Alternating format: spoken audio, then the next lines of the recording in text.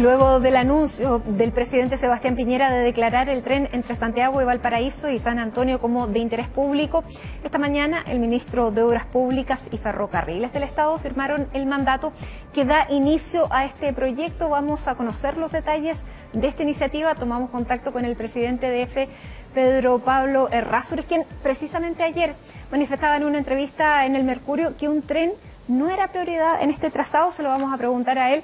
¿Cómo está, Pedro Pablo? Muy buenas tardes. Hola, muy buenas tardes, muy bien.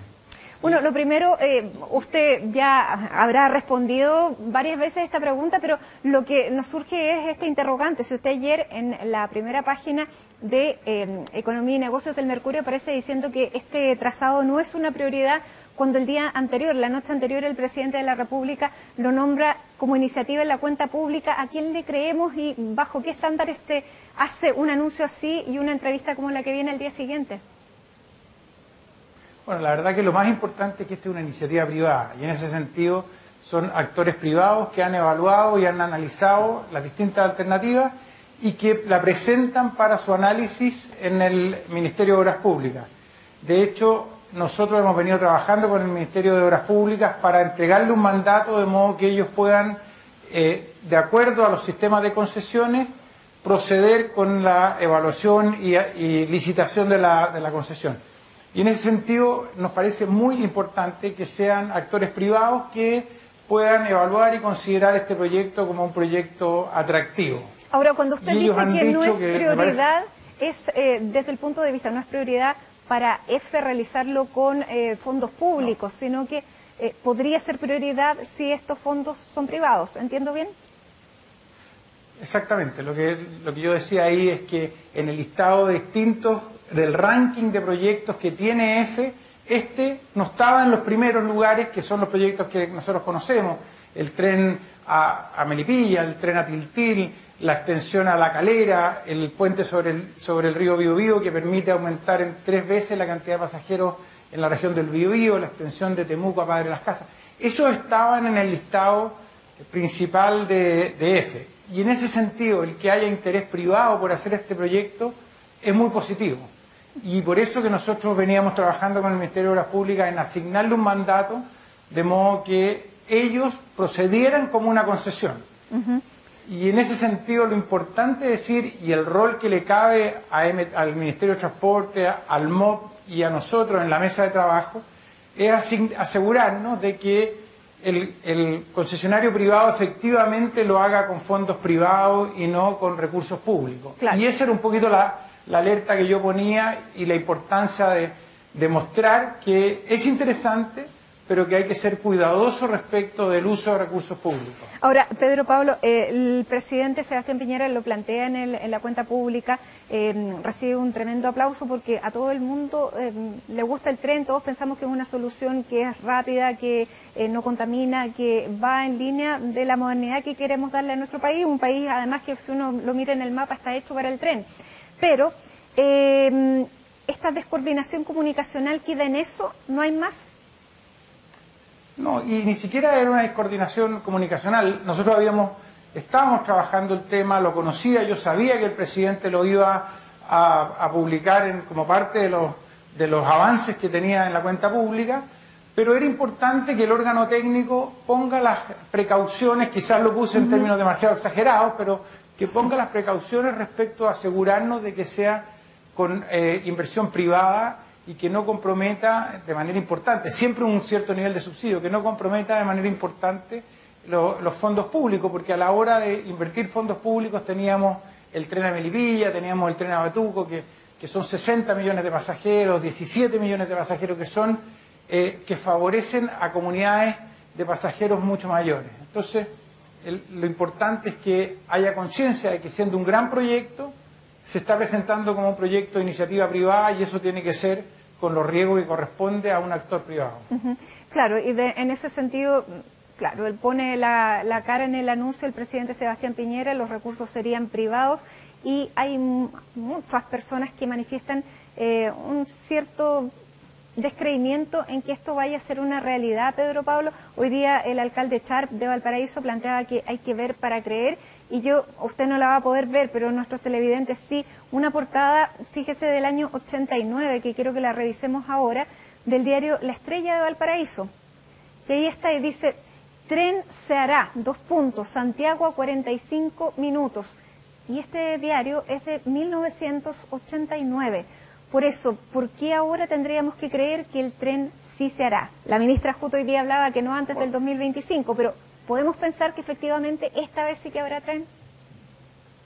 Bueno, eso es una cosa que depende bien fuertemente de los privados. Nosotros, y en ese sentido la alerta que yo lanzaba era precisamente esa, que esto requiere que los privados efectivamente hayan hecho sus evaluaciones correctamente y logren demostrar que tiene sentido y que les funcione como inversión. El tren es la mejor forma de transporte público, es realmente imbatible en muchos servicios, la carga en muchos productos también es imbatible y por lo tanto hay sentido. Lo importante es saber si los volúmenes de inversión, si la rentabilidad que le exige el inversionista permiten que ese proyecto se ejecute desde la perspectiva privada. Y lo que nosotros decimos es que me parece maravilloso el proyecto, pero que hay que ser cuidadoso de que no comprometa recursos que el Estado no quiere comprometer. Si quiere comprometerlo está muy bien, pero hay que ser cuidadoso y hacerlo en forma ordenada. Porque a usted lo que no le gustaba, porque aquí tenemos dos empresas interesadas, son dos consorcios distintos que además tienen trazados distintos, pero en lo que sí coinciden ambos en que, claro, si ellos finalmente hacen el tren, lo que están pidiendo es que el Estado financie el 70% de la inversión a través de, 25 años de rentas, digamos que tendrían que ser subsidiadas, y esto sería muchísimo dinero. O sea, ellos solamente pondrían el 30%, después no sabemos el interés, y ya tenemos la experiencia de las autopistas concesionadas. ¿Es eso lo que usted quiere evitar? Sí, pero la verdad que lo que ellos están diciendo no es un subsidio, sino que lo que se llama un ingreso mínimo garantizado, o sea, una garantía que si el proyecto no tiene un cierto nivel de ingresos, el Estado ponga la diferencia. Y lo que yo discuto es que la fórmula que están planteando es una fórmula que hay que revisar, tal cual como lo ha dicho el MOP, y hacer una fórmula que sea sensata. La fórmula que plantearon es una fórmula, en mi opinión, demasiado cara para el Estado, porque en realidad si uno la evalúa bien es 170% sin intereses, más los costos operacionales, o 70% del ingreso en el otro caso. O sea, en ambos casos son fórmulas que hay que mejorar. Y eso lo bueno es que es lo que parte ahora. El proceso de concesiones que va a trabajar el MOP, efectivamente lo que hace es que hace estudios adicionales, los consorciados, los proponentes hacen estudios, se evalúa bien el proyecto y con eso se definen las bases de licitación.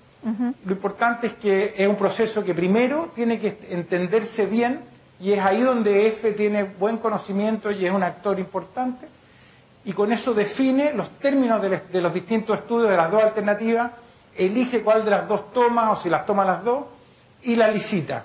Y cuando la licita se definen las condiciones de garantía que el Estado tiene que poner, y ahí lo que yo digo, hay que ser muy cuidadosos para no cometer un error y generar una garantía que vaya más allá de lo razonable desde la visión del Estado.